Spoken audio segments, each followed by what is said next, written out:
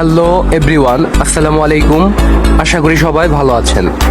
আমি ইঞ্জিনিয়ার আলিমরান হোসেন। আমি আপনাদেরকে দেখাবো লাইন বুম পাম্প কিভাবে সেটিং করা হয় এবং লাইন বুম পাম্প দিয়ে কিভাবে কাস্টিং করা হয়। তো ভিউয়ার্স, আপনারা যে কাজটি আজকে দেখতে পাচ্ছেন সেটি করা হচ্ছে সিরাজগঞ্জ হাটিগম্বুর ইন্টারচেঞ্জে। তো ভিউয়ার্স, এখানে লাইন বুম পাম্প অপারেটর হচ্ছে মোহাম্মদ লিমন ভাই। লাইন বুম পাম্প সেটিং করার জন্য আমাদের কিছু সংখ্যক স্কিল ওয়ার্কার এবং কিছু সংখ্যক আনস্কিল ওয়ার্কারের প্রয়োজন হয়। আপনারা দেখতে পাচ্ছেন লাইন বুম পাম্প এর হপার থেকে পাইপের মাধ্যমে সংযোগ করা হচ্ছে। এখানে লাইন বুম পাম্পের সাথে যে পাইপগুলো জোড়া দেওয়া হচ্ছে সেই পাইপগুলো বিভিন্ন মাপের রয়েছে। তো ভিউয়ার্স, আমরা আজকে লাইন বুম পাম্প দিয়ে কলাম কাস্টিং করব।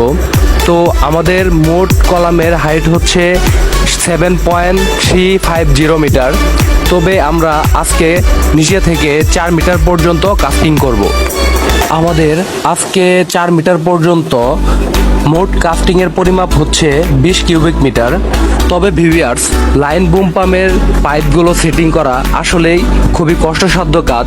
এই পাইপগুলো সেটিং করতে বেশ সময়ের প্রয়োজন হয় এবং লেন্থের সাথে সমান রেখে পাইপগুলো সেটিং করতে হয় এবং সেই সাথে হাইট অনুযায়ী বিভিন্ন মাপের পাইপ বসাতে হয়।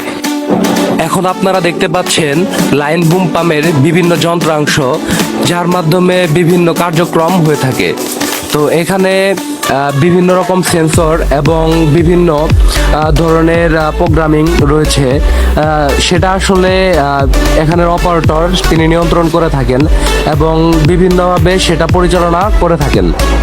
লাইন বুম পাম্পও রিমোট কন্ট্রোলের মাধ্যমে কার্যক্রম করে থাকেন।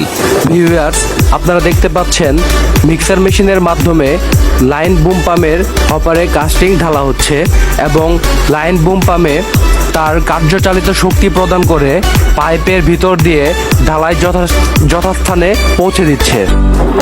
তো ভিউয়ার্স, এইভাবেই মূলত লাইন বুম পাম্প সেটিং করা হয় এবং লাইন বুম পাম্প দিয়ে কাস্টিং করা হয়। তো আশা করি এই ভিডিওর মাধ্যমে আপনারা কিছুটা হলেও লাইন বুম পাম্প সম্পর্কে জানতে পেরেছেন এবং বুঝতে পেরেছেন। আশা করি এই ভিডিওটা আপনাদের ভালো লেগেছে। যদি ভালো লেগে থাকে অবশ্যই আমার পেজটা ফলো দিয়ে রাখবেন।